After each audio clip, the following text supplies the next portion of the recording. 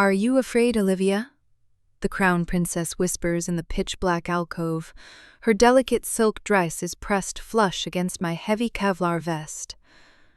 I am terrified, I confess blindly, my hand tightening around the jagged crystal shard. If I am a fraction of a second too slow, if they get past me... She cuts me off. Her lips crash into mine with a desperate, bruising heat. "If we don't walk out of this room tomorrow," she vows against my mouth, her tears mixing with the dark, "I need you to know that the only time I ever truly felt like a queen was when I was completely yours."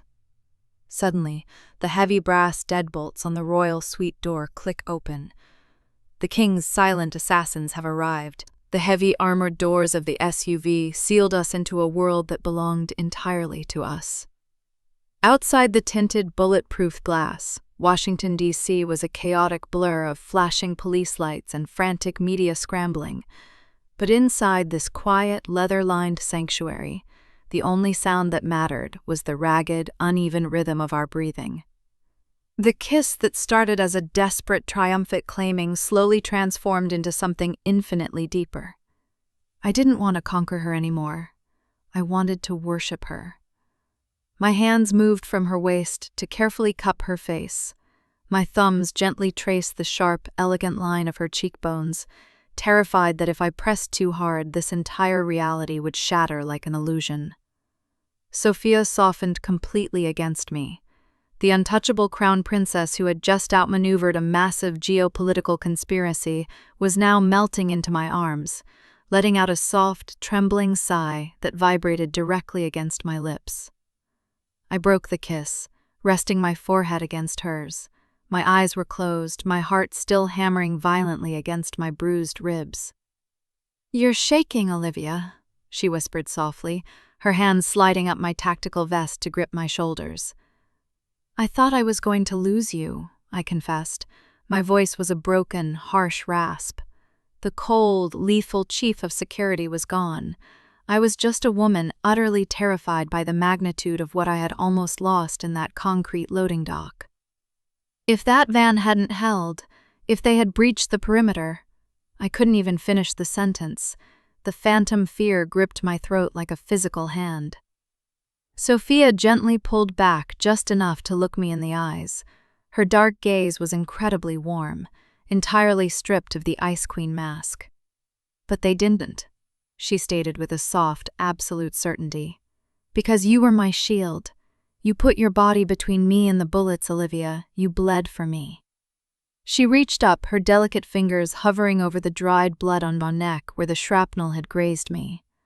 Her touch was lighter than a feather, but it sent a profound electric shock straight to my core. "It is my job," I whispered instinctively, an old habit dying hard. "No," she corrected me fiercely, leaning in to press a lingering, impossibly tender kiss to the uninjured side of my neck. "It is your devotion, and I will spend the rest of my life making sure you know how much I cherish it." The sheer emotional weight of her words completely dismantled me. I wrapped my arms securely around her, pulling her onto my lap in the spacious back seat. She curled against my chest effortlessly, tucking her head under my chin as the heavy SUV navigated the secured route back to the Hay Adams Hotel. For 20 glorious suspended minutes, we didn't speak. We simply held each other, exchanging slow, soothing caresses in the dark, healing the psychological fractures the assassination attempt had caused. When the vehicle finally descended into the secure underground garage of the hotel, the violent reality of our world came crashing back. A swarm of federal agents, Secret Service personnel, and an absolutely frantic Arthur were waiting for us. I gently shifted Sophia off my lap. "The armor goes back on, Your Highness," I murmured, adjusting my tactical gear and forcing my expression into a mask of cold, professional stone. "Only for them," she promised quietly, smoothing down her ruined slate-gray suit. I stepped out of the vehicle first, immediately establishing a rigid, protective perimeter. "Chief Sullivan," Arthur practically screamed, rushing forward with a tablet in his hand. "You went completely rogue. The State Department is furious. The Secret Service is threatening to pull our credentials and— Stand down, Arthur. Sophia's voice sliced through the chaotic garage like a flawlessly sharpened blade. She stepped out of the SUV. She was covered in dust. Her hair was slightly undone, but her royal aura was absolutely suffocating. Chief Sullivan executed a highly classified dark extraction because the federal route was heavily compromised by hostile actors. Sophia addressed the stunned crowd of agents. She saved the treaty, and more importantly, she saved my life. She took a deliberate step forward, her dog eyes liking onto the lead Secret Service agent.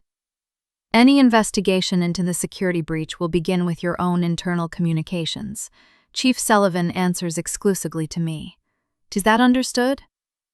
The absolute, terrifying authority of the future monarch left zero room for debate. The agent swallowed hard and stepped back, clearing a direct path to the VIP elevator. Perfectly understood, Your Highness, the lead agent conceded tightly. I stood exactly 3 paces behind her right shoulder, my chest swelling with a dangerous, overwhelming pride. She wasn't just a princess, she was a queen in the making, and she was fiercely defending our shared secret in broad daylight.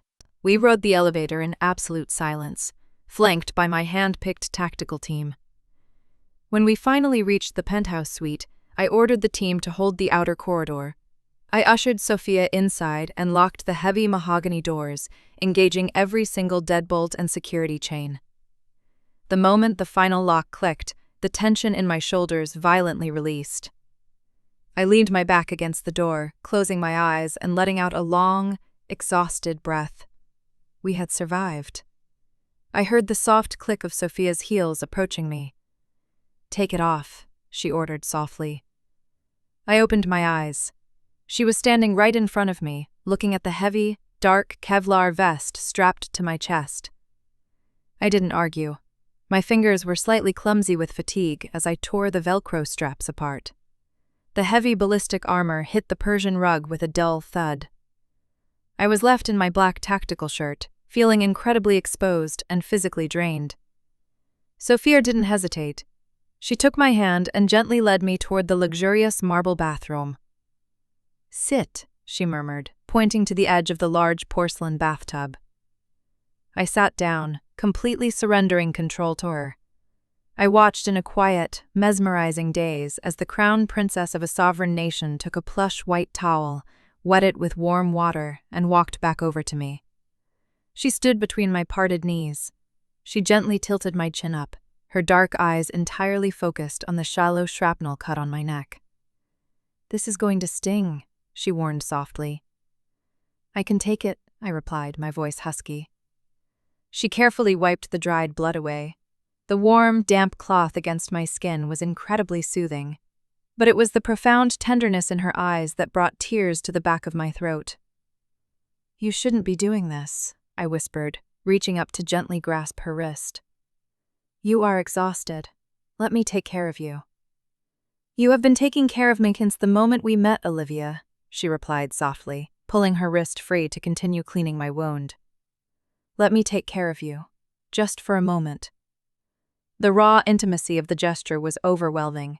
I wrapped my arms around her waist, burying my face in her stomach, inhaling the faint, lingering scent of vanilla and gunpowder that clung to her clothes. She dropped the towel and buried both of her hands in my short, dark hair. She gently massaged my scalp, holding me close as I silently fell apart in her arms. It was a beautiful, devastating release of all the suppressed terror. I am yours, Sophia, I mumbled against her skin. I will burn down the world for you. And I will build a new one with you, she promised fiercely, pulling my head back to capture my lips in a slow, deeply passionate kiss. It was a kiss that promised forever. It was a kiss that made me forget about the assassins, the politics, and the terrifying reality of our forbidden dynamic. But the real world rarely allows for long escapes. Suddenly, a sharp, piercing ring echoed from the main living room. It wasn't a cell phone. It wasn't the standard hotel line. It was the heavy, encrypted red phone that connected directly to the royal palace. We broke the kiss instantly. The warm, beautiful bubble of our intimacy violently popped, replaced by a sudden, chilling dread. "The king," Sophia whispered. Her face went entirely pale. The news of the assassination attempt and the rogue extraction had officially reached the crown. The ultimate authority had arrived, and the game was about to become infinitely more dangerous. The shrill, mechanical ringing of the red encrypted telephone sliced through the quiet intimacy of the bathroom like a physical blade. It was a sound designed to induce immediate, cold panic. The secure line sat on the massive mahogany desk in the main living room, completely isolated from the standard hotel networks. It only rang when the absolute highest level of the monarchy required an immediate audience. The beautiful, fragile bubble we had just built violently burst. Sophia's dark eyes widened. The soft, vulnerable flush on her cheeks immediately drained away, replaced by the pale, terrified realization of what that ringing meant. "The king," she breathed out, her hands slowly falling away from my hair. I stood up instantly, my tactical instincts, momentarily subdued by the intoxicating heat of her touch, violently reasserted themselves. My hand instinctively dropped to my side, hovering over the empty space where my holster usually rested, before I remembered my armor was lying on the floor in the other room. "Stay behind me," I instructed, my voice dropping back into its harsh, protective gravel. I stepped out of the bathroom first, moving silently across the thick Persian rug of the suite. The ringing was deafening in the empty space, echoing off the high ceilings and the expensive antique furniture. The red phone flashed with an angry, rhythmic light. It wasn't an inquiry, it was a royal summons. Sophia walked past me. Her posture was rigidly straight, her shoulders pulled back into the flawless, unyielding silhouette of the crown princess. But as she reached for the heavy receiver, I saw the microscopic tremor in her elegant fingers. She picked up the phone. The ringing abruptly stopped, leaving a heavy, suffocating silence in the room. "Your Majesty," Sophia spoke into the receiver. Her voice was perfectly modulated, carrying the crisp, authoritative chill of the Ice Queen. I stood exactly 3 feet away from her, my muscles completely coiled with tension. I couldn't hear the voice on the other end, but I didn't need to. The sheer kinetic force of the king's anger seemed to vibrate through the heavy plastic casing of the phone. Sophia closed her eyes, listening to the rapid, furious barrage of words, her jaw clenched visibly. "The federal route was compromised," she interrupted smoothly, trying to maintain her diplomatic composure. "The local perimeter was breached by hostile actors. Chief Sullivan made a split-second tactical decision. The voice on the other end barked so loudly that I could hear the muffled, aggressive static. Sophia's eyes snapped open, blazing with a sudden, dark defiance I had never seen directed at her father before. "She did not go rogue," Sophia stated, her voice dropping into a dangerous, icy register. "She executed a necessary dark extraction to preserve the geopolitical stability of this summit, and to keep me breathing." She paused, listening to another furious command, the color completely drained from her lips. My heart hammered violently against my ribs. I knew exactly what the king was demanding. A bodyguard who breaks protocol, steals the crown princess, and vanishes off the grade is no longer a protector in the eyes of the crown. She is a massive, uncontrollable liability. "No," Sophia said clearly. The single word hung in the air, heavy and absolutely treasonous. "I will not allow the royal guard to relieve her of duty," Sophia continued, her voice trembling with a ferocious, unrestrained power. "Chief Sullivan is the only reason I am not lying in a DC morgue right now. The internal security apparatus failed me. The Secret Service failed me. She is the only one who didn't." The static on the line grew louder. The king was issuing an ultimatum. I could see it in the way Sophia's knuckles turned entirely white as she gripped the receiver. "If you order her arrest, or if you attempt to strip her of her command, you will force my hand, father," Sophia warned. The diplomatic title of Your Majesty was entirely gone. This was a daughter drawing a lethal line in the sand. "If Chief Sullivan is removed from my side, I will refuse to board the aircraft back home. I will hold a press conference tomorrow morning, and I will formally renounce my claim to the throne." The absolute silence that followed her statement was deafening. My breath caught painfully in my throat. She was holding the entire monarchy hostage. She was trading her birthright, her crown, and her entire future, just to keep me in the room. It was an act of political suicide fueled entirely by a terrifying, absolute love. There was a long, heavy pause on the line then, the distinct, sharp click of the connection being severed. The king had hung up. Sophia slowly lowered the red receiver back onto its cradle. For 3 excruciating seconds, she stood perfectly still, staring blankly at the wall. The future monarch who had just brought a king to a standstill remained entirely frozen. Then, the adrenaline violently crashed. Her knees buckled, the flawless royal armor completely shattered into a million pieces. I caught her before she hit the floor. I moved with desperate speed, wrapping my arms securely around her waist and hauling her flush against my chest. She collapsed against me, her hands blindly gripping the fabric of my black tactical shirt as a choked, devastated sob tore through her throat. "I've got you," I whispered fiercely, sinking to my knees on the thick rug and pulling her down with me. "I've got you, Sophia. I am right here." We knelt together on the floor of the luxurious suite. She buried her face in my shoulder, her body shaking with violent, uncontrollable tremors. The sheer terror of defying her father and the lingering trauma of the assassination attempt had finally broken through her defenses. I didn't try to stop her tears. I simply held her tighter, becoming the immovable physical anchor she desperately needed. I rocked her slowly, one hand firmly supporting her lower back, the other bathed deep in her dark hair, gently stroking the back of her head. "Shouldn't have done that," I murmured into her hair, my own voice thick with unshed tears and overwhelming adoration. "You cannot risk your crown for a bodyguard, Sophia." She pulled back just enough to look at me. Her dark eyes were entirely bloodshot, tears streaming down her pale, flawless cheeks, but the sheer conviction in her gaze was absolutely blinding. "You are not just a bodyguard," she cried softly, her hands reaching up to forcefully frame my face. "You are my life, Olivia. The crown means absolutely nothing to me if I have to wear it in a world where you don't exist." The raw, agonizing purity of her confession completely destroyed whatever professional restraint I had left. I leaned in and captured her lips. It wasn't a kiss of passion or wild desire. It was a kiss of profound, desperate devotion. It was a silent, unbreakable vow, sealed in the quiet aftermath of a storm. She kissed me back with equal desperation, tasting of salt and sheer relief. Her thumbs gently wiped away a stray tear that had managed to escape my own eye. Her touch incredibly soft against my rough skin. I broke the kiss slowly, resting my forehead against hers.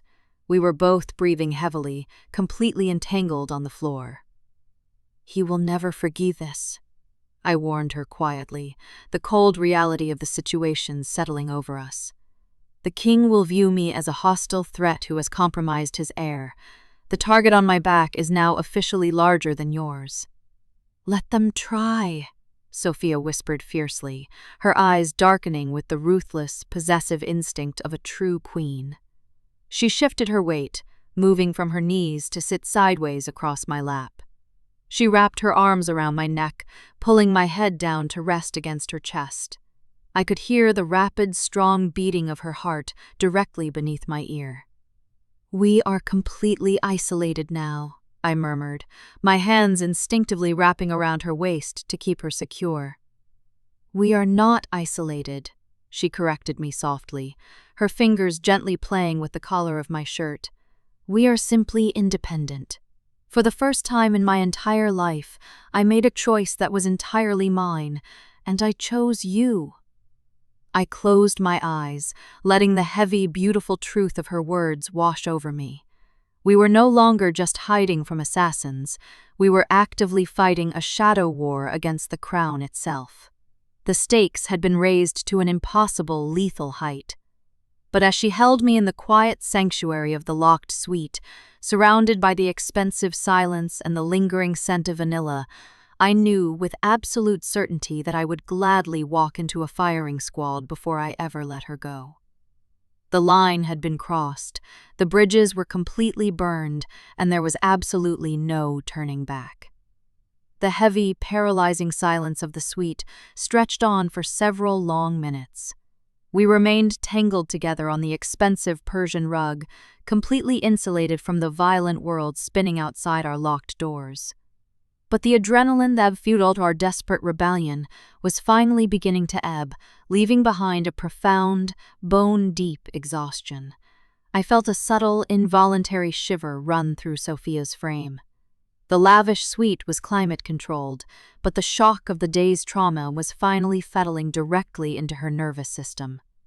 "You are freezing," I murmured, my voice a soft, protective rumble against her dark hair. I didn't wait for her to protest. I shifted my weight, slipping one arm behind her knees and the other firmly behind her back. With a smooth, practiced motion, I stood up, lifting the crown princess entirely off the floor.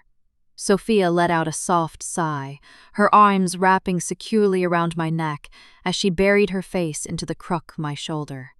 She was shockingly light, a fragile, physical vessel carrying the impossible weight of an entire nation's future. I carried her out of the main living room and into the cavernous master bedroom. I walked past the massive panoramic windows overlooking the glowing monuments of Washington, D.C., completely ignoring the city that had tried to kill us. I gently laid her down on the edge of the king-sized bed. The stark white linens contrasted sharply with the ruined, dust-covered slate-gray suit she was still wearing. "This armor has to go, Your Highness," I said softly, stepping between her knees. Sophia didn't have the energy to manage the royal facade anymore. She simply lifted her arms, completely surrendering to my care. My hands, usually trained to wield lethal force, moved with agonizing tenderness. I carefully unbuttoned the ruined suit jacket, sliding the expensive, torn fabric off her shoulders and tossing it onto a nearby armchair. The white silk blouse followed, discarded without a second thought. I walked over to my own tactical duffel bag, which Agent Miller had brought up earlier that day. I pulled out a clean, soft black cotton t-shirt, my own standard issue off-duty wear. I brought it back to the bed and gently guided it over her head. The shirt was massively oversized on her delicate frame, the dark hem falling almost to her mid-thigh. The sight of the untouchable crown princess wearing my simple dark clothing was an incredibly intimate, deeply possessive visual that made my chest fiercely ache. She looked small, utterly exhausted, and entirely mine. I knelt down and carefully unbuckled her ruined designer heels, slipping them off her blistered feet. I pulled the heavy duvet back and motioned for her to crawl under the covers. Sophia slid into the center of the bed, pulling the thick white comforter up to her chin. But as I turned to step away, her hand shot out, her fingers wrapping desperately around my wrist. "Don't leave the room," she pleaded. Her voice was a fragile whisper, completely stripped of any royal command. It was just Sophia, asking the woman she loved to stay in the dark with her. "I am not going anywhere," I promised immediately. I quickly kicked off my heavy tactical boots. I didn't bother putting my Kevlar vest back on, it would only create a physical barrier between us. Wearing only my black tactical trousers and a dark undershirt, I slid into the bed beside her. Sophia closed the distance instantly. She curled her body flush against my side, throwing one leg over mine to completely anchor herself. She rested her cheek flat against my chest, exactly over my heart. The room was quiet, illuminated only by the faint, ambient amber glow of the city lights filtering through the sheer curtains. Her fingers slowly began to trace the fabric of my shirt, eventually slipping underneath the hem to find the bare skin of my stomach. She wasn't seeking passion. She was seeking physical proof that I was still solid, still breathing, still completely real. Her fingertips lightly grazed an old, jagged scar on my left ribcage, a permanent reminder of a violent extraction in a war zone long before I had ever met her. "Does it still hurt?" she asked quietly in the dim light. "No," I answered truthfully, my hand resting gently on her waist. "It has been numb for years." "I used to think my entire life was a scar," Sophia confessed, her voice barely a breath against my skin.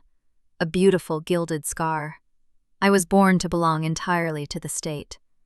My education, my public image, my future marriage, it was all drafted in a royal ledger before I took my first breath. I was never a person, Olivia. I was just an incredibly valuable asset. The absolute desolation in her words broke my heart in half. I pulled her tighter against me, pressing a kiss to the top of her head. You defied a king tonight, I reminded her fiercely. You are not an asset. You are the most terrifyingly powerful woman I have ever known. She let out a soft, humorless laugh. I was terrified. When he demanded you be removed, I felt like I was suffocating.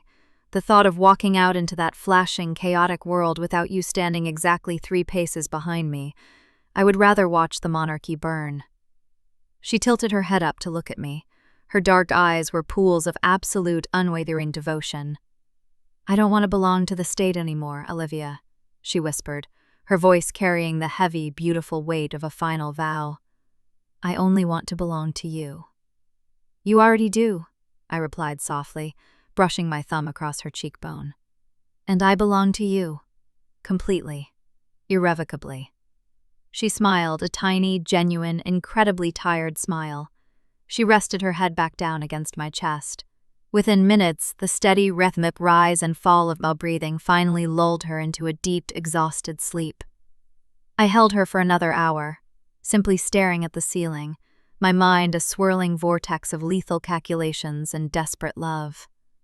When I was absolutely certain she was in a deep REM cycle, I carefully, agonizingly untangled myself from her embrace. I tucked the white comforter securely around her shoulders, making sure she was completely warm. I stepped out of the bed, my bare feet making absolutely no sound on the thick carpet. I grabbed my sidearm from the nightstand and slipped silently out of the master bedroom, leaving the door cracked open just enough to hear her breathing.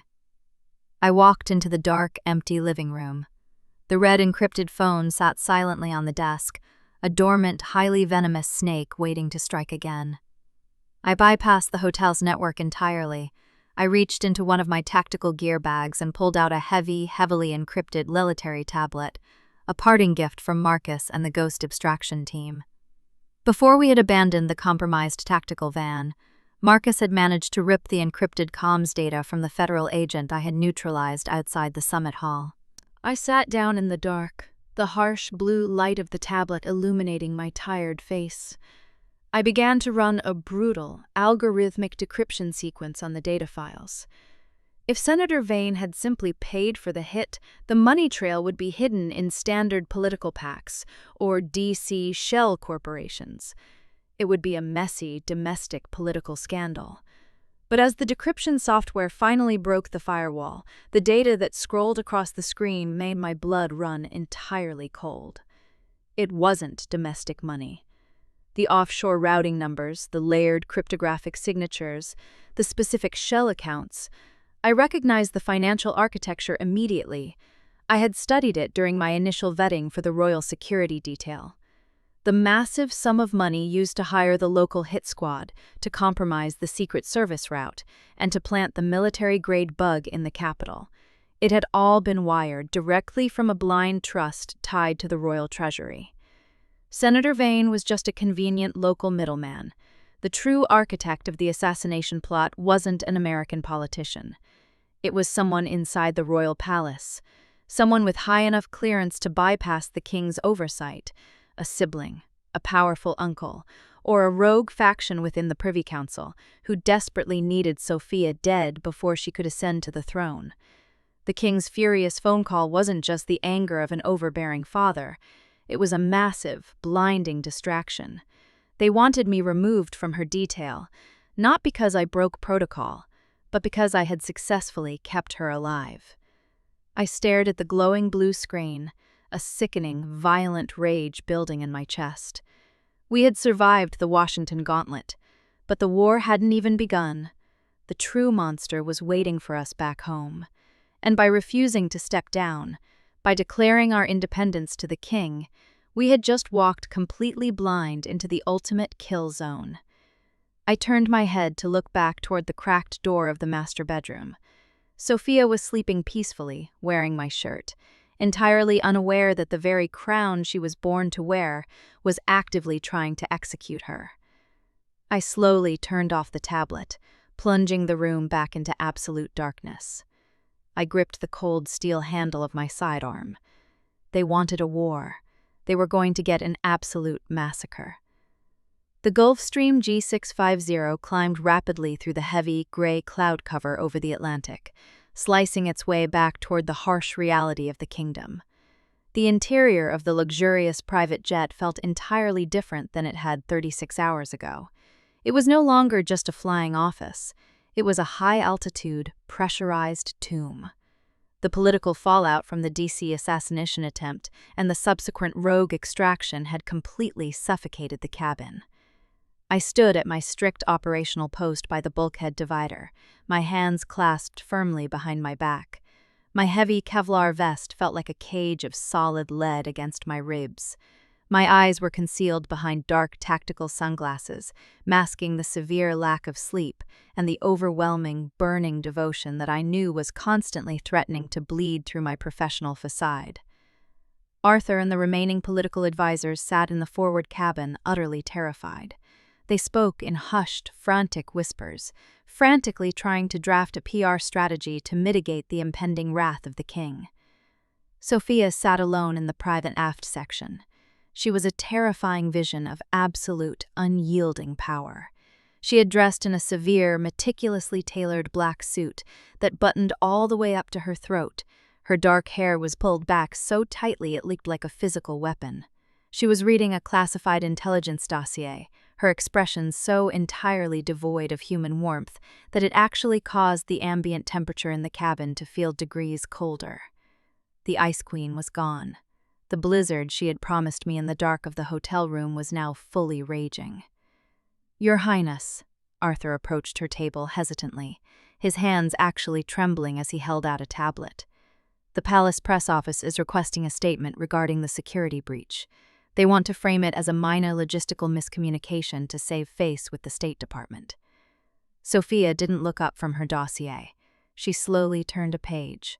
The crisp sound of the heavy paper echoing in the silent cabin was agonizing. "The palace press office will issue absolutely nothing, Arthur," she commanded. Her voice was flat, carrying a lethal subsonic chill that made the veteran publicist flinch. "But ma'am, the media vacuum is causing rampant speculation." "I did not ask for a situational analysis," Sophia cut him off with brutal precision. She finally raised her head, her dark eyes locking onto him with terrifying emptiness. "I am the Crown Princess. I survived a highly orchestrated military-grade ambush because my internal security apparatus was deeply compromised. We will not sweep this under the diplomatic rug. We will completely burn out the rot. Is my directive clear, Arthur?" "Crystal clear, Your Highness," Arthur swallowed hard, quickly stepping back from the table. I watched the entire exchange without moving a single muscle. My heart pounded a proud, violent rhythm against my sternum. She was magnificent. She was wielding her royal authority with ruthless, flawless execution. She looked back down at her papers. "Chief Sullivan," she called out coldly. "Yes, Your Highness," I responded instantly, my voice a deep, robotic monotone. I took exactly 3 measured steps forward, stopping at a highly respectful distance from her table. "I require a secure pen to sign these operational authorizations," she stated without looking at me. "Of course, ma'am." I reached into the tactical pocket of my uniform trousers and retrieved a heavy, silver tactical pen. I stepped forward to hand it to her. As she reached out to take the metal barrel, she intentionally misjudged the distance by a fraction of a millimeter. Her soft, cool fingertips brushed directly against the rough, calloused skin of my knuckles. The physical contact lasted for less than 1/10 of a second. To Arthur and the rest of the cabin, it was an entirely invisible, standard exchange of an office supply. But to me, it was a massive, paralyzing electrical shock that traveled straight up my arm and directly into my chest. In that microscopic, fleeting touch, I felt the desperate, starving woman I had held on the bathroom floor. It was a silent, agonizingly intimate reassurance screamed across the freezing chasm we had intentionally built between us. "I am still here. I am still yours." I suppressed a violent shudder, pulling my hand back with mechanical efficiency. "Thank you, Chief," she murmured dismissively. "My duty, Your Highness," I replied flatly, returning to my post by the bulkhead. I stepped straight ahead, strictly utilizing every ounce of my counter-interrogation training just to keep my breathing even. We were tearing each other apart with this brutal masquerade, but it was the only armor we had left. 4 hours later, the heavy thrust reversers roared as the Gulf Stream touched down on the private royal runway on the outskirts of the capital. The weather was incredibly grim. A torrential, freezing rain lashed against the small windows of the aircraft, perfectly matching the suffocating dread building in my stomach. I stepped out of the cabin first, standing at the top of the air stairs to secure the exit. My blood instantly ran completely cold. The tarmac was not secured by my elite tactical unit. Instead, it was completely swarming with the Royal Guard.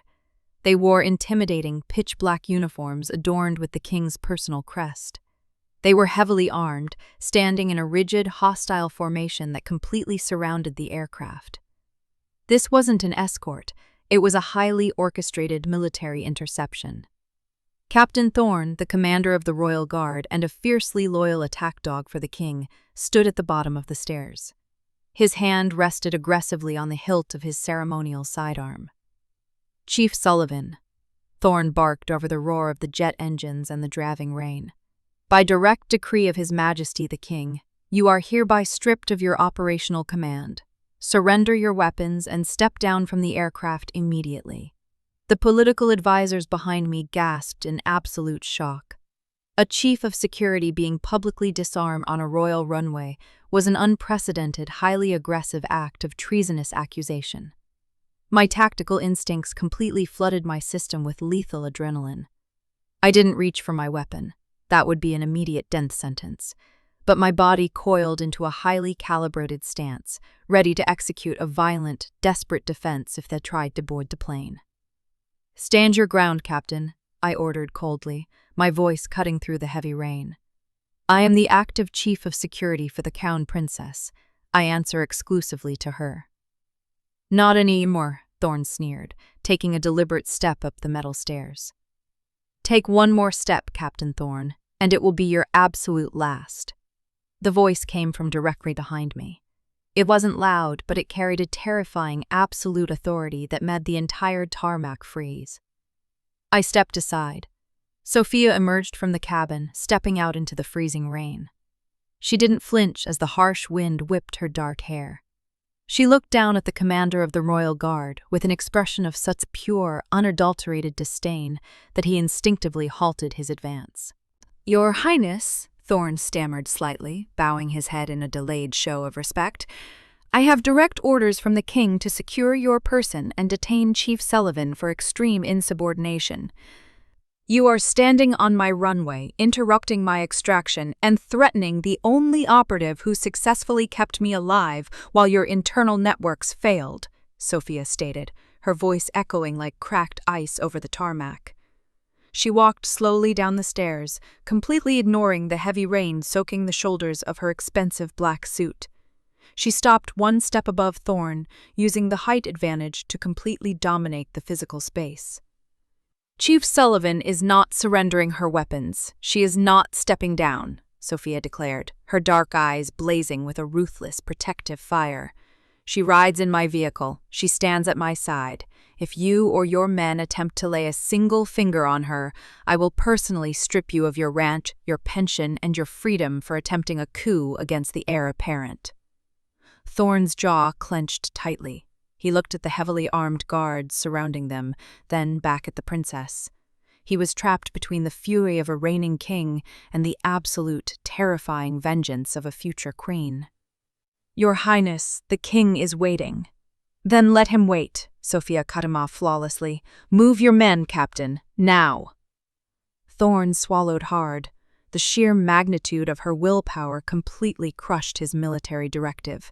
He raised his hand, signaling the Royal Guard to reluctantly part, creating a narrow, highly tense corridor toward the waiting armored motorcade. "Chief Sullivan," Sophia ordered without looking back at me, "secure the vehicle." "Yes, Your Highness," I replied, my voice dangerously tight. I followed her down the stairs, my eyes rapidly scanning the hostile guards. I opened the heavy door of the primary armored Bentley. Sophia slid into the luxurious back seat. I got in immediately after her, and the massive doors slammed shut, sealing us inside the heavily armored vault. The thick, soundproof privacy partition was already fully raised, completely separating us from the royal driver. The motorcade began to move, surrounded by the hostile escort of the royal guard. The instant the vehicle left the gates of the runway, the terrifying ruthless lizard completely vanished. Sophia let out a ragged, shaking breath. She reached across the wide leather seat, completely abandoning all decorum, and blindly searched for me in the dim light of the cabin. I met her halfway. I grabbed her hand with both of mine, lacing our fingers together with a desperate, bone-crushing grip. Her hand was freezing cold from the rain, trembling violently from the massive surge of adrenaline required to publicly threaten the commander of the King's Guard. I didn't say a word. I couldn't.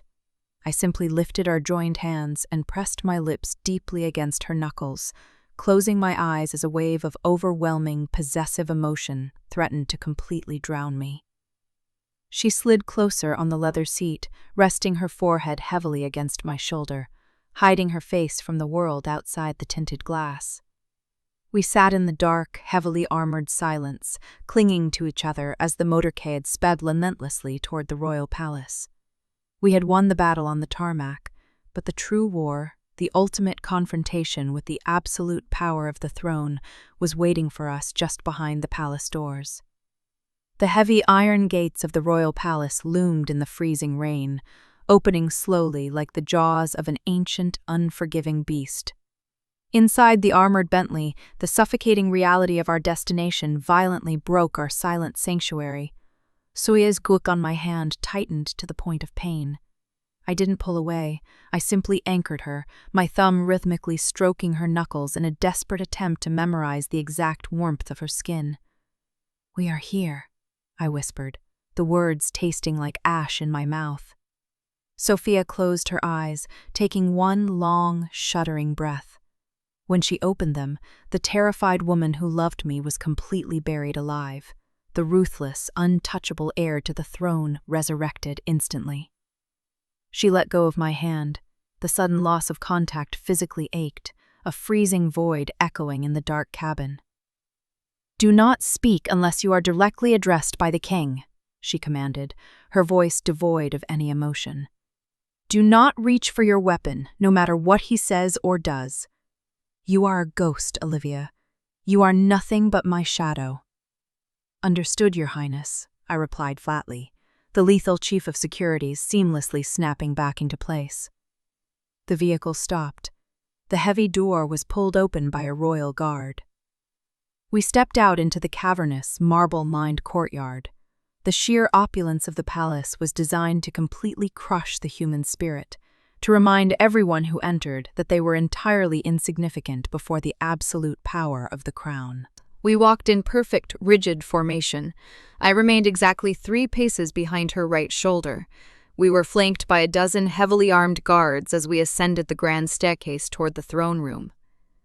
The massive, gold-embossed doors swung open. The room was vast, echoing, and terrifyingly cold. At the far end, seated upon a chair of ancient carved stone and dark velvet, was King Edward. He was not just a man, he was a living institution of pure, unchecked authority.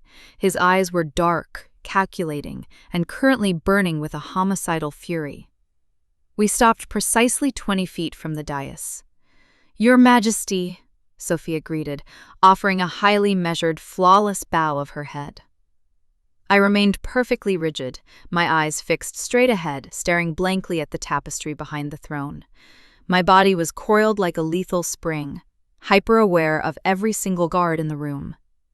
The king didn't even acknowledge his daughter. His predatory gaze snapped directly onto me. "You bring a rogue operative, a woman guilty of high treason and insubordination, directly into my halls." The king's voice boomed, echoing violently off the marble columns. "Captain Thorne, arrest Chief Sullivan immediately. Take her to the lower levels. She will face a military tribunal at dawn." 2 guards stepped forward, their hands resting on their weapons. My heart completely stopped. The lower levels were the palace dungeons. People who went down there did not come back. I didn't move a muscle, trusting entirely in the woman standing 3 paces ahead of me. "Halt!" Sophia's voice cracked through the room like a physical whip. The guards instinctively froze. Sophia took 2 deliberate, aggressive steps forward, completely closing the respectful distance to the throne. "Chief Sullivan saved your legacy, father," she stated, her voice vibrating with a terrifying, icy rage. "While your hand-picked intelligence network allowed a mercenary kill squad to infiltrate my diplomatic perimeter, she successfully extracted me and ensured the treaty was signed. You are not executing a traitor. You are attempting to murder my savior." The king stood up, his face flushed with absolute outrage. "She broke the operational chain of command. She stole the crown princess and vanished off the grid. She is a liability, Sophia, and I will not allow a rabid dog to guard my heir." "Then you will have no heir," Sophia countered smoothly. The entire throne room seemed to hold its collective breath. It was a fatal, irreversible gamble. "If Chief Sullivan is arrested, I will refuse to ratify the treaty before Parliament tomorrow," Sophia delivered the killing blow with flawless execution. "I will inform the international press that the crown is entirely unstable and that I have no faith in the monarchy's ability to protect its own state interests. The pipeline deal will collapse. The billionaires who back you will completely pull their funding. You will lose the absolute power you covet so dearly."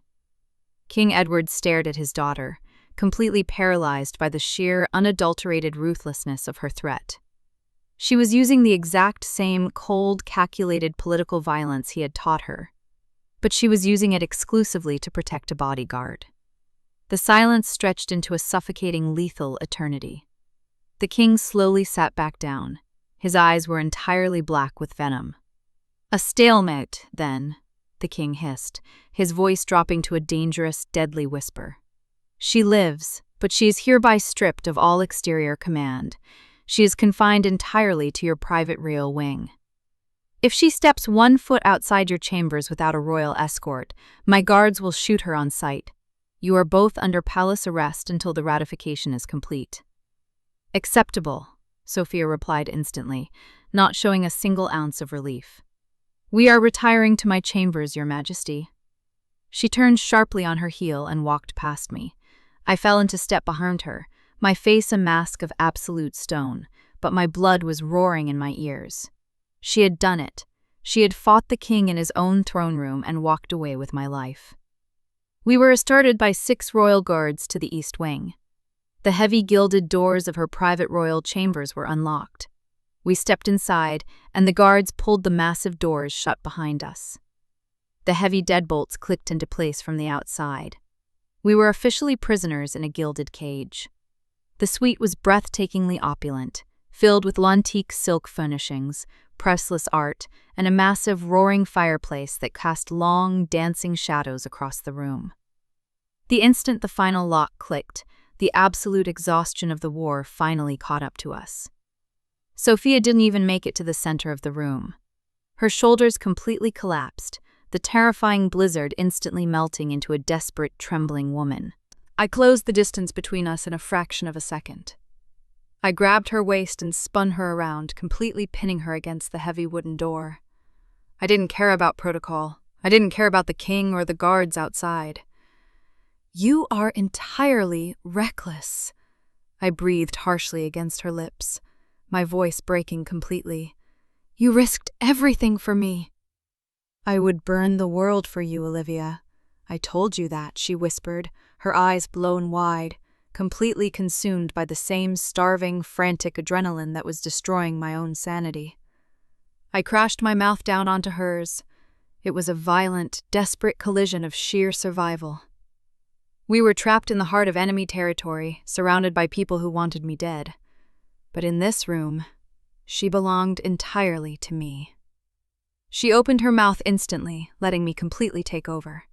Her tongue tangled fiercely with mine, tasting of expensive mint and raw, unadulterated fear. Her hands flew up to grip my dark hair, anchoring me to her as if she were drowning and I was the only oxygen left in the world.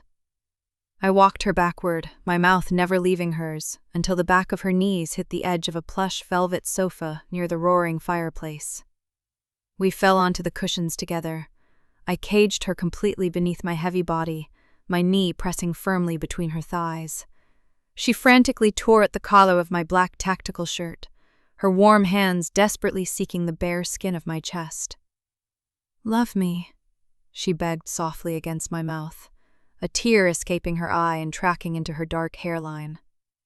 "Make me forget the cold, Olivia. Please." The absolute vulnerability of her plea completely shattered my heart. I pulled back slightly, looking down into her dark, beautiful eyes illuminated by the flickering firelight. "I will never let the cold touch you again," I vowed solemnly. I reached down and slowly, agonizingly unbuttoned the severe, high-collared black suit she had worn as armor against her father. I pushed the heavy fabric off her shoulders, exposing the delicate white silk camisole underneath. My rough, calloused hands mapped the flawless curves of her body with a terrifying, possessive reverence. Every single touch was a silent rebellion against the king. Every kiss I pressed to the long, pale column of her neck was an absolute claiming of the future queen. She arched into my touch, a soft, completely wrecked moan escaping her lips as my hands found the bare skin of her waist. Her fingernails dug sharply into my shoulders, pulling me impossibly closer.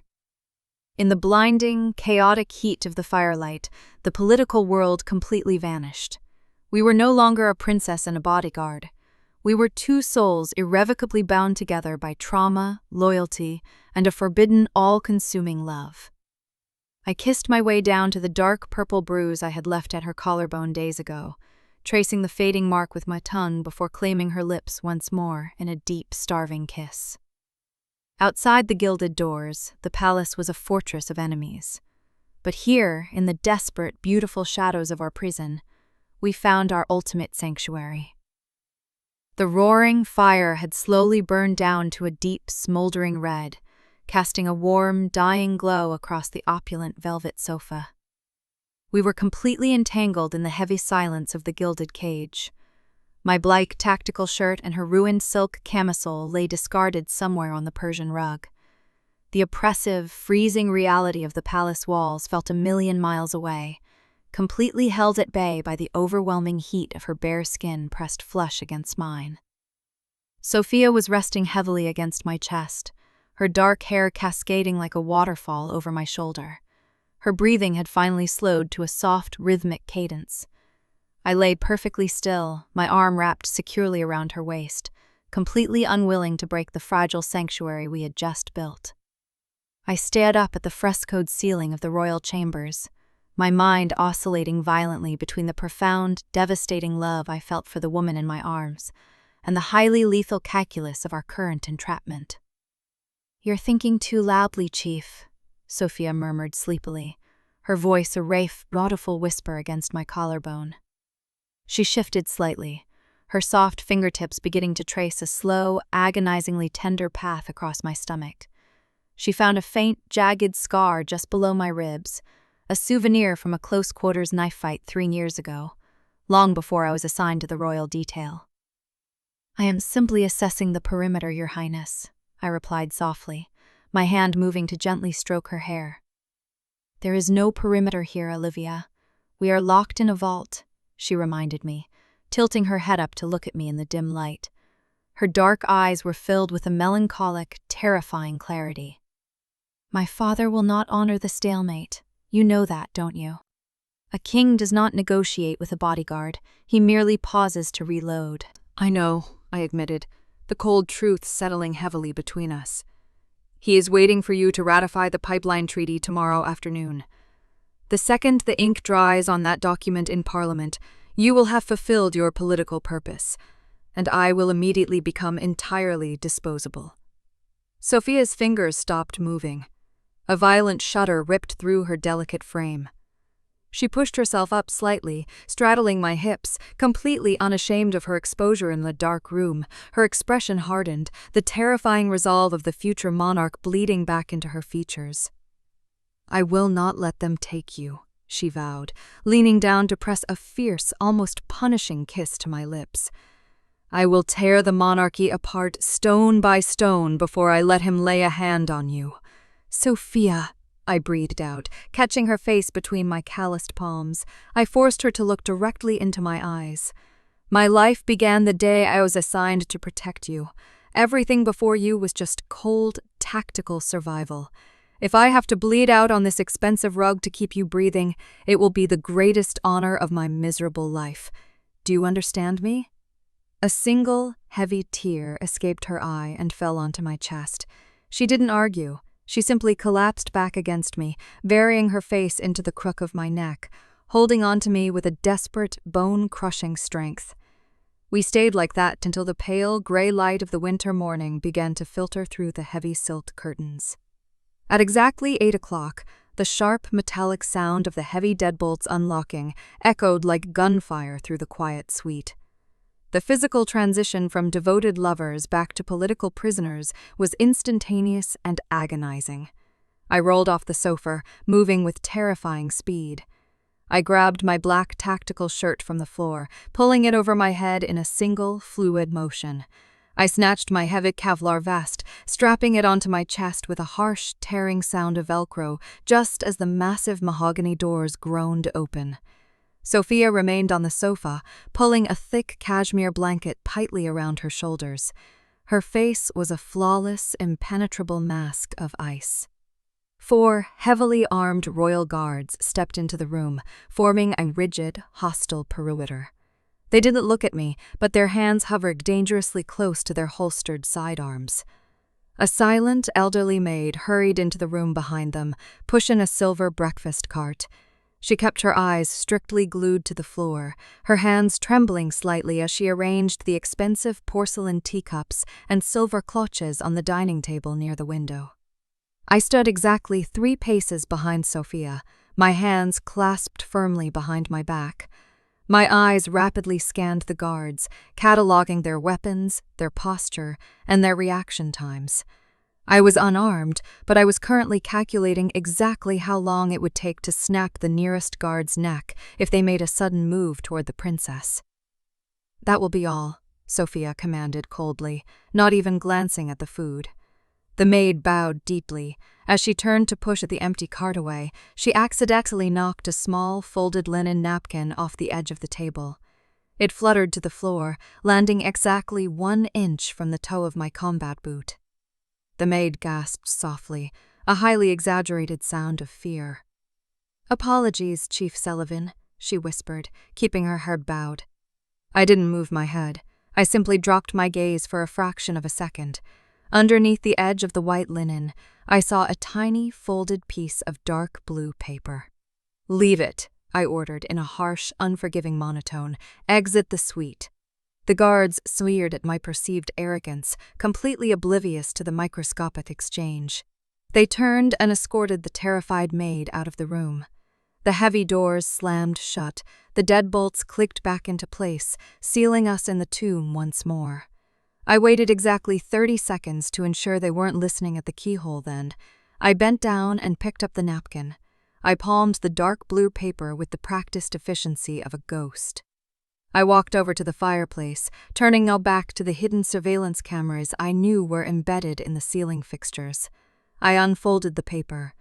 The handwriting was rushed, jagged, but unmistakable.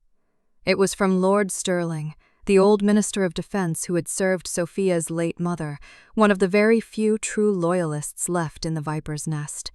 The Viper strikes before the ink dries. Royal Guard, shift change at 2 o'clock. No guns, silent entry. Survive the night, and I will have a secure transport waiting at the service gate. My blood ran entirely cold.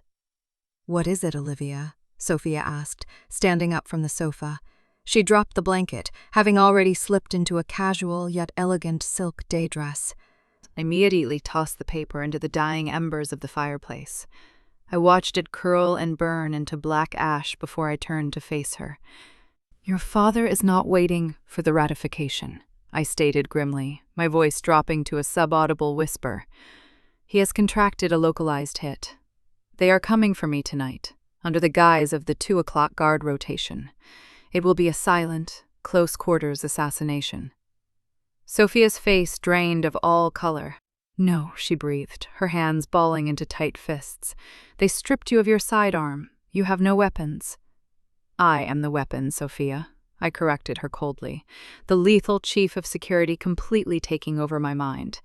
I began to rapidly pace the room, my eyes scanning the opulent furnishings with a ruthless, tactical lens.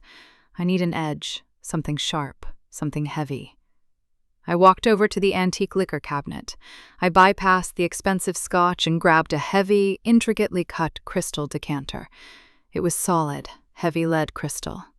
I wrapped my tactical jacket around the base of the decanter.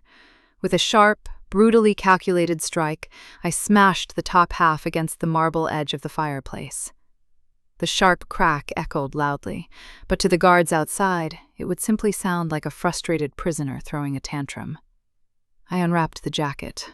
I was holding a jagged, incredibly sharp piece of thick crystal, shaped perfectly like a trench knife. It was a brutal, terrifyingly primitive weapon. "It will cut through a Royal Guard uniform," I noted clinically, testing the weight of the glass in my palm. Sophia walked toward me. She didn't look at the blood-chilling makeshift blade. She looked directly into my eyes, her royal aura burning with a ferocious, tactical brilliance of her own. "They expect you to fight in the center of the room, or near the door," she said, her voice dropping to a harsh, conspiratorial whisper.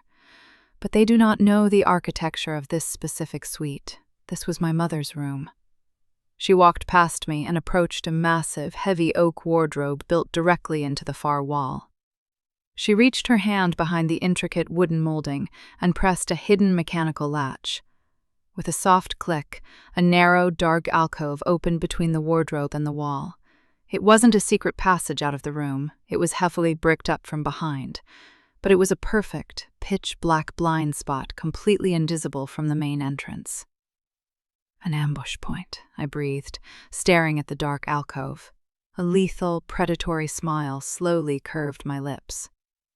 "If they want to execute you in my bedroom," Sophia hissed, her eyes completely black with absolute, terrifying hatred for her enemies, "then we are going to make sure they never walk out of that door." I stepped into her space, entirely closing the gap. I gripped the back of her neck with my free hand, pulling her forehead against mine. "You stay behind me," I ordered fiercely. "When the breach happens, you drop to the floor, and you do not make a sound." "We survive this night, Olivia," she vowed, her breath hot against my lips. "Together." I kissed her hard, a violent promise of blood and survival. The clock on the wall silently ticked toward midnight. The king thought he had locked a vulnerable princess and a disarmed dog in a cage. He was about to find out that he had actually locked a squad of assassins in a room with a starving wolf. The hours leading up to 2 a.m. were a grueling, agonizing exercise in psychological endurance. We had extinguished every single light in the opulent suite, plunging the royal chambers into absolute, suffocating darkness. The heavy velvet curtains were drawn tight, blocking out even the faint gray illumination of the winter moon. The only sound in the massive room was the slow, rhythmic ticking of the antique grandfather clock near the door. We were huddled together inside the narrow, hidden alcove behind the heavy oak wardrobe. The space was incredibly cramped, barely large enough for one person, let alone two. I sat on the cold wooden floorboards, my knees bent, holding Sophia securely between my legs. She was leaning back, flush against my chest, her head resting right over my pounding heart. My arms were wrapped tightly around her waist, locking her into the safest possible position. In my right hand, resting carefully against my knee, was the jagged, heavy crystal decanter shard. The physical proximity was entirely overwhelming. In the pitch black, stripped of our vision, every other sense was violently amplified. I could feel the exact rhythm of her breathing. I could smell the intoxicating, expensive lavender from her bath mixing with the sharp, metallic scent of my own adrenaline. The contrast between my rigid, heavy Kevlar vest and the soft, delicate silk of her dress was a constant, heartbreaking reminder of the brutal world we were trying to survive. "Are you afraid, Olivia?" she whispered. Her voice was barely a breath, vibrating softly against my collarbone. "I am terrified," I confessed with brutal, absolute honesty in the dark. I felt her stiffen slightly in my arms. The indestructible chief of security wasn't supposed to feel fear. "Not for myself," I quickly clarified, lowering my head until my lips were brushing the soft shell of her ear. "I am terrified of failing you. If I am a fraction of a second too slow, if they get past me—" "They won't," she interrupted fiercely. She reached back blindly in the dark, her soft hand finding my cheek. She guided my face down, tilting her head until our lips met in a desperate, bruising kiss. It wasn't a gentle caress. It was a kiss fueled by the absolute certainty of impending violence. It was a silent, frantic clinging to life. Her tongue tasted of mint and sheer desperation, mapping my mouth as if she were trying to memorize my soul before the executioners arrived. I kissed her back with a ferocious, starving intensity. My left hand moved from her waist, bearing deep into her dark, heavy hair, anchoring her completely to me. In this tiny, suffocating space, waiting for a squad of professional killers, the only thing that felt real was the burning heat of her skin. "If we don't walk out of this room tomorrow," Sophia murmured against my lips, her breath hitching with suppressed emotion, "I need you to know that the only time I ever truly felt like a queen was when I was completely yours." The raw, devastating beauty of her confession shattered the final remnants of my professional armor. A single tear escaped my eye, sliding silently down my cheek to mix with hers in the dark. "You are going to wear that crown," I vowed, my voice a harsh, trembling rasp. "I will pave the road to the throne with their bodies if I have to. You are my queen, today, tomorrow, and until my last breath." The grandfather clock in the main room let out a low, muffled chime. 1:45 a.m. The heavy, romantic tension instantly evaporated, replaced by a freezing, lethal clarity. "Not another word," I breathed into her ear. "Do not move. Do not breathe loudly. No matter what happens out there, you stay in this shadow." Sophia nodded once, pressing her back even harder against my chest, making herself as small as physically possible. I adjusted my grip on the crystal shard, the jagged edges dug painfully into the calloused palm of my hand, keeping my mind incredibly sharp. The waiting game was over. At exactly 2:00 a.m., the heavy brass deadbolts on the main mahogany doors clicked. The sound was microscopic, a testament to the skill of the operatives the kings had hired. A normal person sleeping in the massive bed would never have heard it, but my ears were highly trained, tuned to the specific frequency of a hostile breach. The heavy doors groaned open by a mere fraction of an inch, allowing 3 figures clad entirely in tactical black to slip silently into the royal suite. They wore night vision goggles and carried suppressed close-quarters combat knives and garrotes. The king had ordered a silent hit. No gunfire, no alarms. Just a quiet, clean elimination to look like a tragic, sudden failure of the heart or a desperate suicide of a disgraced operative. They moved with terrifying fluidity, fanning out across the Persian rug like smoke. They approached the massive, king-sized bed. Under the heavy velvet duvet, I had arranged the extra pillows and rolled up blankets to simulate 2 sleeping bodies.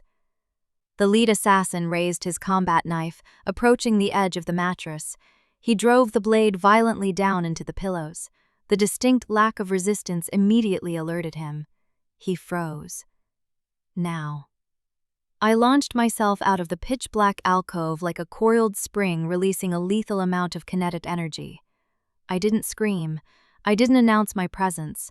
I moved with absolute, predatory silence. I reached the third assassin in the rear before he even realized the bed was empty.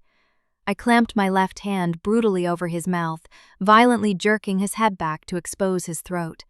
With my right hand, I drove the heavy, jagged crystal shard directly into his carotid artery. I didn't let him fall. I caught his dead weight, gently lowering his body to the thick carpet to muffle the sound of the impact. The second assassin spun around, sensing the sudden shift in the air pressure behind him. I surged forward, using the cover of the darkness. He swung his combat knife in a wide, desperate arc. I caught his wrist with my heavily armored forearm, the Kevlar absorbing the kinetic shock. I twisted his arm with a sickening, bone-snapping crunch, forcing him to drop the weapon. Before he could scream, I drove the heavy base of the lead crystal decanter directly into his temple. He collapsed instantly, entirely neutralized. The lead assassin, the largest and most skilled of the three, finally oriented himself. He abandoned stealth, lunging at me with terrifying speed. We collided violently in the center of the dark room. He was incredibly strong, tackling me hard against the edge of the heavy dining table. My back slammed into the wood, completely knocking the wind out of my lungs.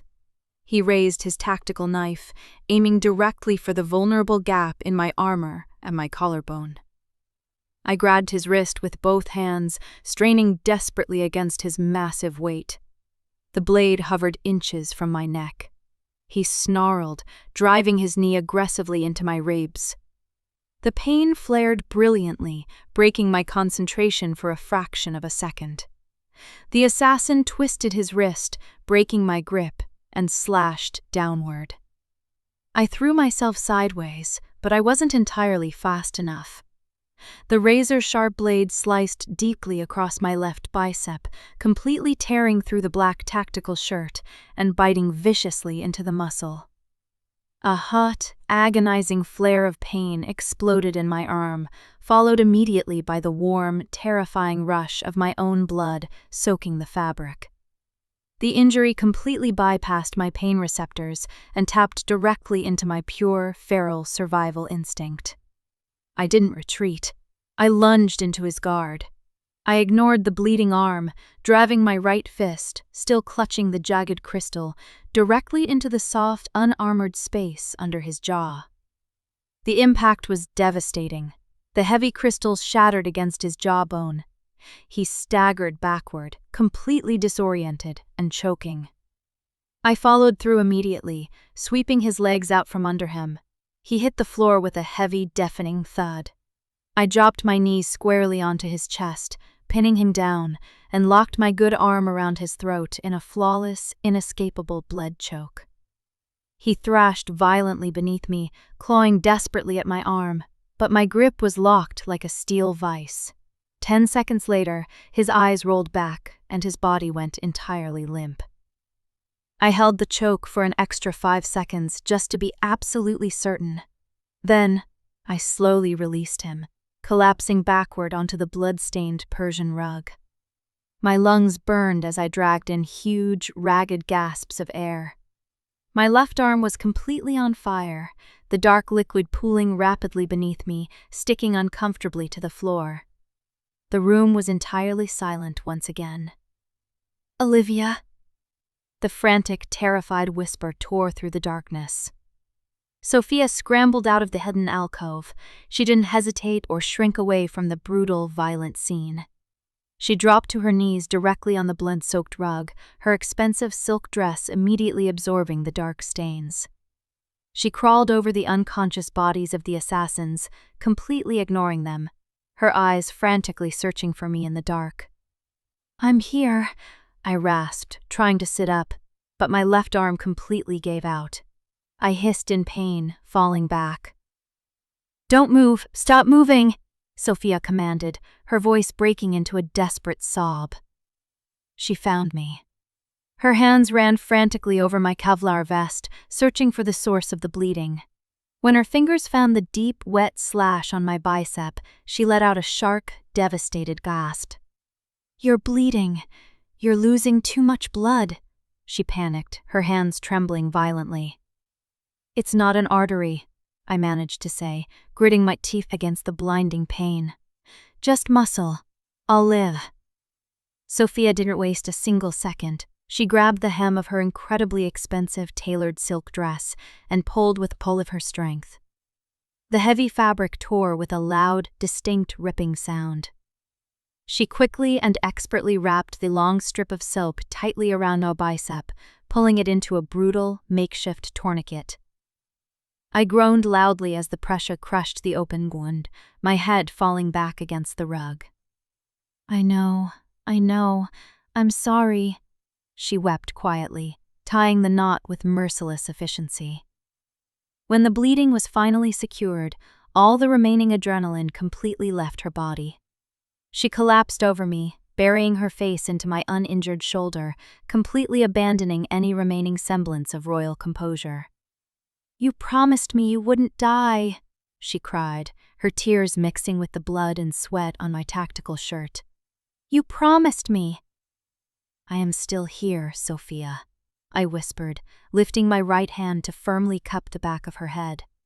"The perimeter is secure. They failed." She lifted her head, her dark eyes completely wild and untamed in the faint moonlight filtering through the gap in the curtains. She leaned down and kissed me. It wasn't a kiss of passion, it was a kiss of absolute consuming possession. She kissed my bruised jaw. She kissed the corner of my mouth, tasting the metallic tang of the fight. "No one touches what is mine," she vowed fiercely against my lips, her hands gripping my tactical vest with a terrifying strength. "No one." I looked up at the future queen, covered in the blood of her father's assassins, fiercely guarding a broken bodyguard on the floor of a gilded cage. The clock ticked toward 3:00 a.m. We had survived the midnight slaughter, and as the first faint hint of dawn prepared to break over the capital, I knew we were finally ready to burn the king's empire completely to the ground. The heavy metallic scent of blood hung thickly in the suffocating darkness of the royal suite. The antique grandfather clock ticked relentlessly, marking 3:15 a.m. We had survived the initial slaughter, but the gilded cage was rapidly turning into a tomb.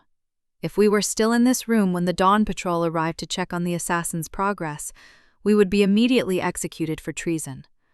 I forced myself into a sitting position. The room spun violently for a second, a dark, nauseating wave of dizziness washing over me from the rapid blood loss. My left arm was a numb, throbbing, dead weight hanging uselessly at my side, tightly bound by the torn silk of Sophia's ruined dress. "Don't push yourself," Sophia whispered frantically, her hands instantly hovering over my shoulders, terrified to cause me any more pain. "I have to," I gritted my teeth, physically forcing the weakness down into a deeply locked box in my mind. "We are out of time, Sophia. The king's handlers will realize the hit squad missed their check-in window. We need to move." I leaned heavily on my right arm and pushed myself off the blood-stained rug. I stumbled slightly, and Sophia was there instantly, wrapping her arms securely around my waist and acting as my physical crutch. The sheer strength in her slender frame was astonishing. "I've got you," she stated with absolute, terrifying determination. "Tell me what to do." "The bodies," I breathed heavily, nodding toward the 3 unconscious assassins scattered across the floor. "I need their gear." Sophia didn't flinch. The pampered crown princess, who had never seen real violence before today, stepped carefully over the pooling blood. She knelt beside the lead operative I had choked out.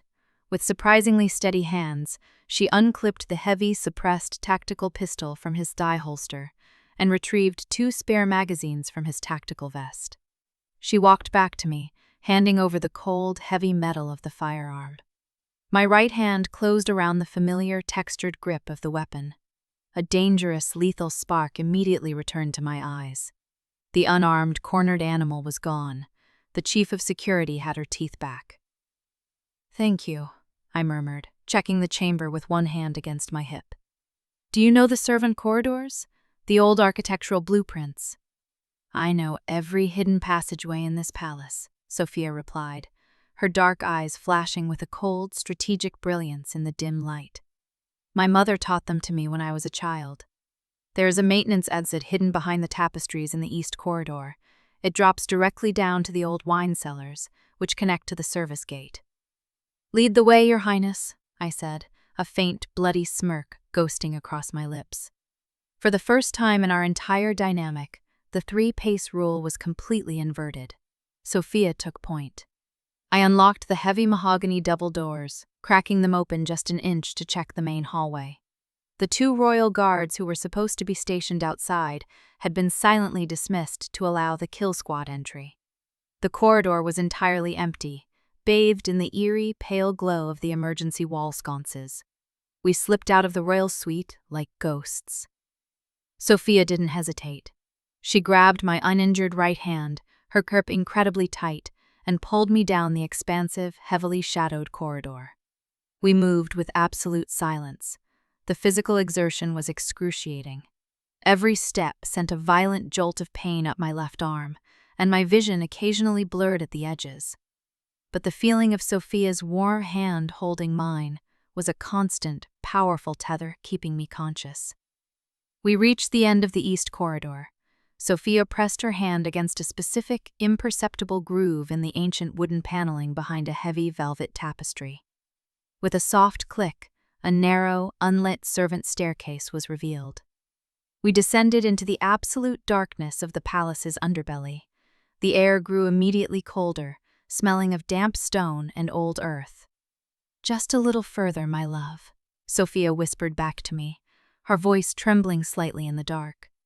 It was the first time she had ever used that term of endearment, and the profound, devastating weight of it hit me harder than any bullet ever could.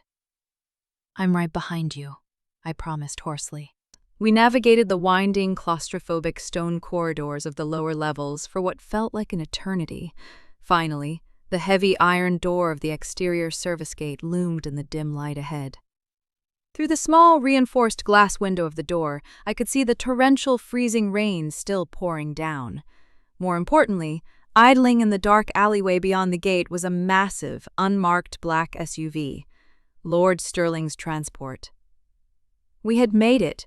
I reached out to push the heavy iron release bars, but suddenly, the harsh, blinding beam of a high-powered tactical flashlight clicked on from the shadows to our left. "Halt! By order of the king, do not move!" A young royal guard, stationed as a perimeter sentry, stepped out from behind a stone pillar. He was pale, clearly terrified, but he had his automatic rifle raised and aimed directly at my chest. My tactical instincts screamed. I tried to raise my suppressed pistol, but the sudden, violent movement tore the clotting wound in my bicep. A blinding flash of agony caused my arm to buckle, and the heavy weapon slipped from my weakened grip, clattering loudly onto the stone floor. I was completely defenseless. Before the guard could register my dropped weapon, a shadow stepped directly in front of me. Sophia placed her own body entirely between the barrel of the rifle and my chest. "Stand down, soldier," Sophia commanded. It wasn't a shout. It was a low, terrifyingly calm directive that echoed with the absolute, crushing weight of centuries of sovereign power. The young guard's flashlight trembled violently. "Your Highness, my orders are to secure the perimeter."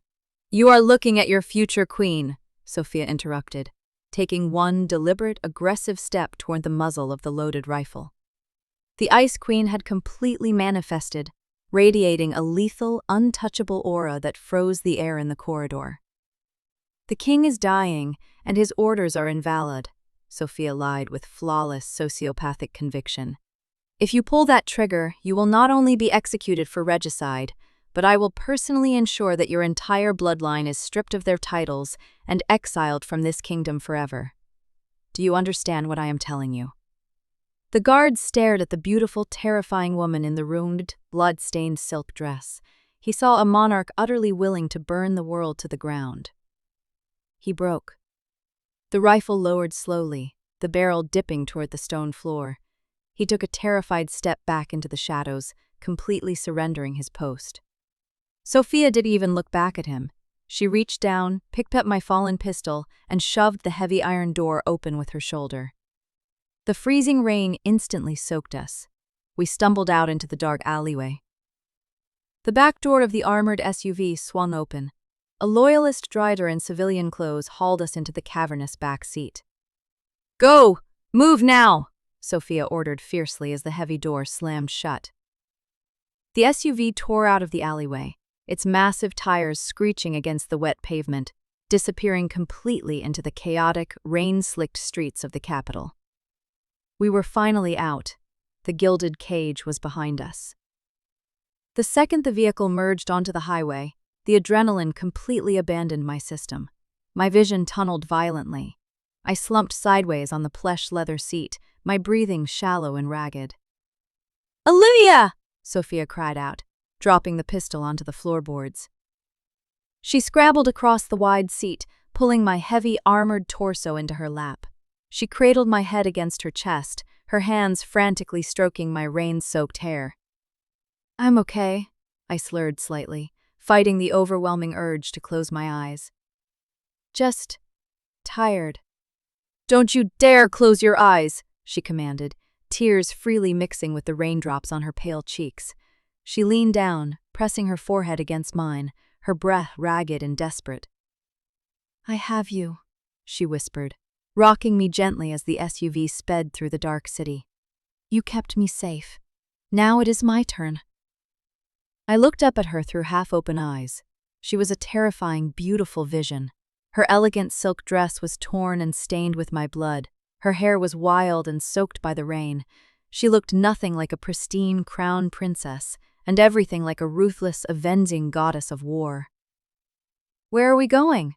I managed to ask, the pain in my arm dulling into a deep, freezing ache. "Parliament," Sophia stated, her dark eyes hardening into absolute, unyielding obsidian. "The ratification hearing begins at dawn. My father expects me to arrive under armed guard, broken and compliant." She reached down, her thumb gently wiping a smear of blood off my cheekbone. The touch was incredibly tender, a massive, heartbreaking contrast to the violent words leaving her lips. "We're going to walk through those front doors," Sophia vowed, her voice trembling with a ferocious, unrestrained power, "and I am going to end his reign in front of the entire world." I managed a weak, proud smile.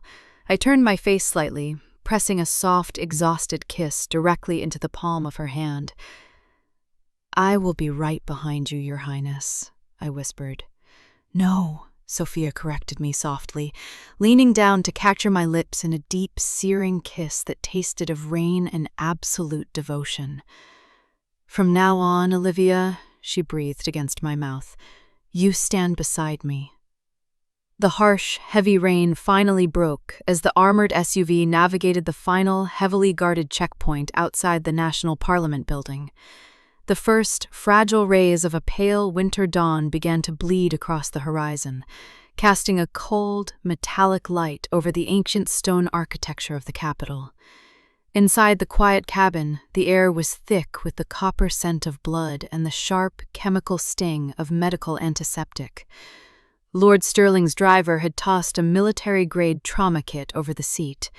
Sophia was kneeling on the floorboards between my parted legs, her hands working with desperate, trembling precision as she injected a harsh dose of coagulant and localized painkillers directly into the skin around my torn bicep. I ground my teeth together, suppressing a violent groan, my head thrown back against the plush leather seat. "I am so sorry. I am so sorry," she kept whispering rapidly, her dark eyes filled with tears as she wrapped a fresh, sterile pressure bandage tightly over the makeshift silk tourniquet. "I can't feel it anymore," I lied through my teeth, my right hand reaching out to gently cup her jaw. "You did perfectly, Your Highness, but you cannot walk into that chamber looking like this." I gestured weakly to her ruined, incredibly expensive day dress. The delicate silk was completely shredded at the hem, and the entire front was stained with massive, dark crimson patches of my blood. She looked like she had just walked out of a slaughterhouse, not a royal dressing room. "Sterling has a clean suit waiting in the holding room," I suggested, my voice low and raspy. Sophia finished securing the bandage and looked up at me. The tears in her eyes instantly evaporated, replaced by the terrifying, unyielding obsidian stare of the Ice Queen. "No," Sophia stated, her voice dropping into a lethal, subsonic register. "I am not changing. I want the Prime Minister to see this. I want the Parliament, the global media, and the King's pathetic loyalist to look at my clothes and see exactly what it takes to survive in my father's house." She reached up, her clean hand gripping the collar of my torn, blood-soaked tactical shirt. "And I want them to see you," she breathed fiercely, leaning in until our lips were a fraction of an inch apart. I want them to know exactly who holds the line when the crown fails. The SUV came to a smooth, silent stop. We had reached the VIP subterranean loading dock. "Showtime, Chief Sullivan," she whispered, pressing one final, desperate kiss to the corner of my mouth before pulling back. "Always, Your Highness," I replied, the lethal tactical clarity flooding back into my system, completely overriding the physical agony in my arm. I pushed the heavy armored door open and stepped out into the freezing underground garage. I moved stiffly, but my posture was completely rigid, my right hand resting heavily on the grip of my suppressed pistol. Sophia stepped out behind me. She didn't cower. She didn't ask for a coat to cover the blood. She raised her chin, her royal aura completely suffocating the expansive concrete space. Lord Sterling, a stern man in his late 60s, was waiting with a detachment of heavily armed parliamentary guards. When he saw the sheer amount of blood of the crown princess, he physically recoiled in horror. "Your Highness, merciful heavens," Sterling stammered, rushing forward. "The king's assassins missed, my lord," Sophia announced coldly, her voice echoing off the concrete walls. "Are the chambers ready? The global broadcast is live. The Prime Minister is waiting for your ratification speech," Sterling confirmed, his eyes darting nervously to my pale, bloodied face. "But surely Chief Sullivan requires immediate medical evacuation." "Chief Sullivan does not leave my side," Sophia cut him off, with absolute finality. She turned to me. Instead of demanding I fall 3 paces behind, she reached out and firmly laced her fingers through my uninjured right hand. We walked into the highly secured elevator together, hand in hand, completely shattering centuries of royal protocol. When the elevator doors opened onto the grand marble corridor of the Parliament, a sea of reporters, diplomats, and politicians were waiting. The moment they saw the Crown Princess, a stunned, horrified silence instantly fell over the massive crowd. The clicking of 100 camera shutters was the only sound in the dead air. We walked through the parted crowd like avenging angels. I glared down anyone who dared to step too close, my eyes scanning the room with the paranoid, highly aggressive focus of a wolf protecting its mate. We reached the heavy oak doors of the central chamber. Sophia finally let go of my hand, but she didn't step ahead of me. She stood exactly shoulder to shoulder with me. The doors swung open. The Parliament was completely full. The Prime Minister stood at the grand podium preparing to introduce her.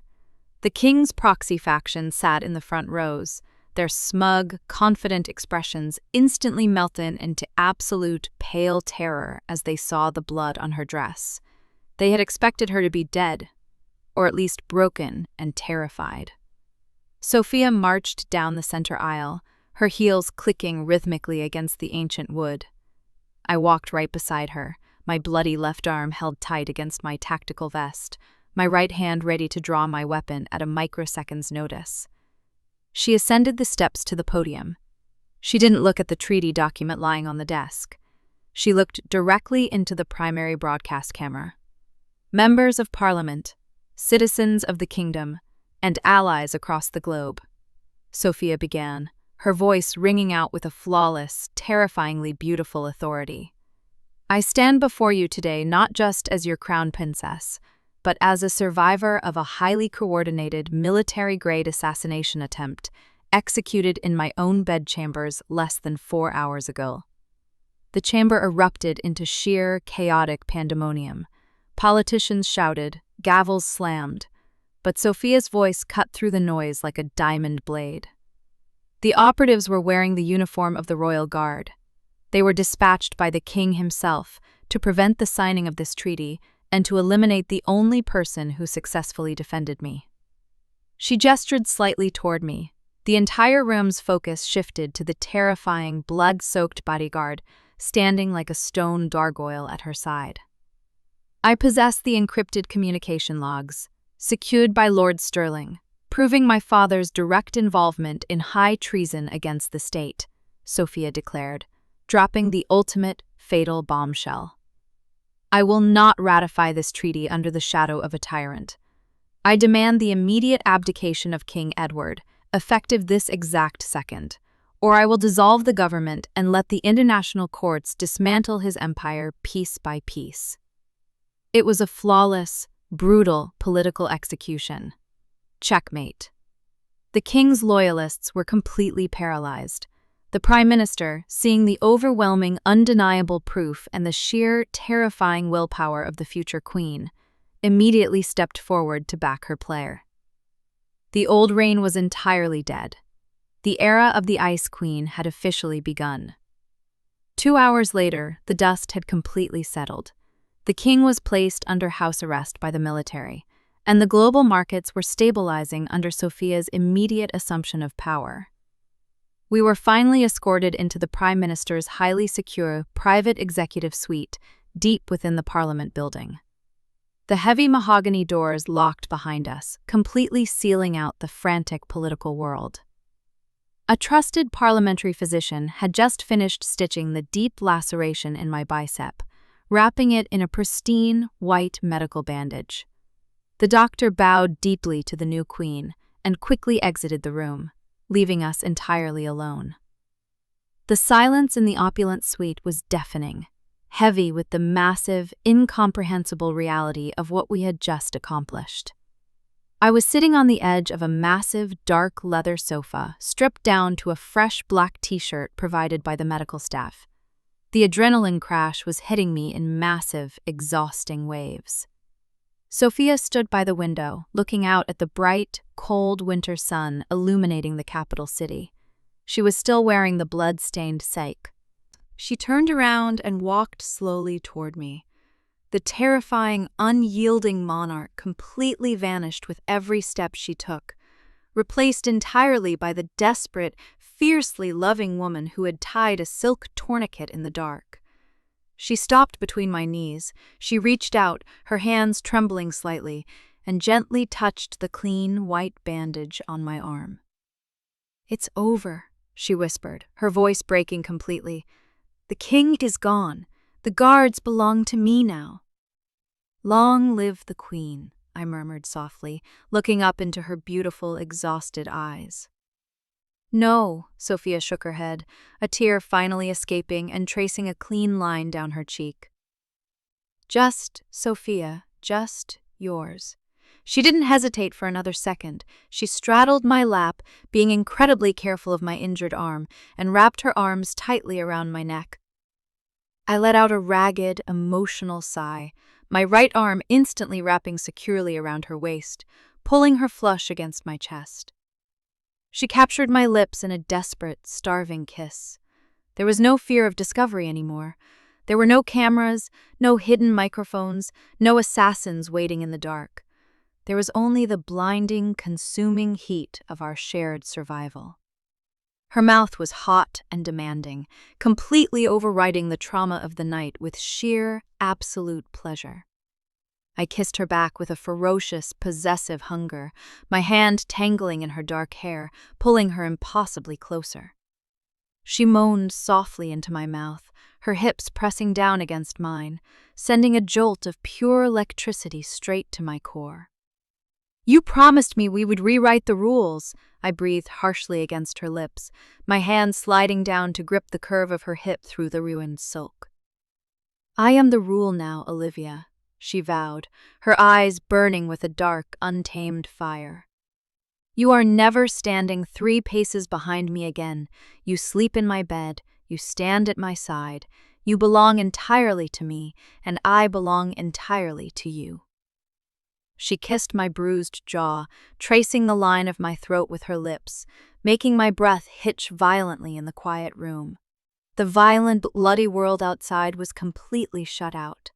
In this secure, sunlit room, the only thing that mattered was the soft, intoxicating rhythm of her breathing and the absolute, terrifying certainty that we had burned down an entire kingdom just to keep each other warm. True power isn't measured by the weight of a crown, but by the empire you are willing to burn to protect the woman you love. If this high-stakes GL romance kept you on the edge of your seat, please leave a like and subscribe to Taylor's Secret Library. I want to know, what was your favorite moment? The desperate kiss in the pitch-black alcove, or Sophia confronting Parliament covered in blood? Tell me in the comments. Next week we unlock a thrilling new enemies to lovers file. Until then, keep your secrets safe.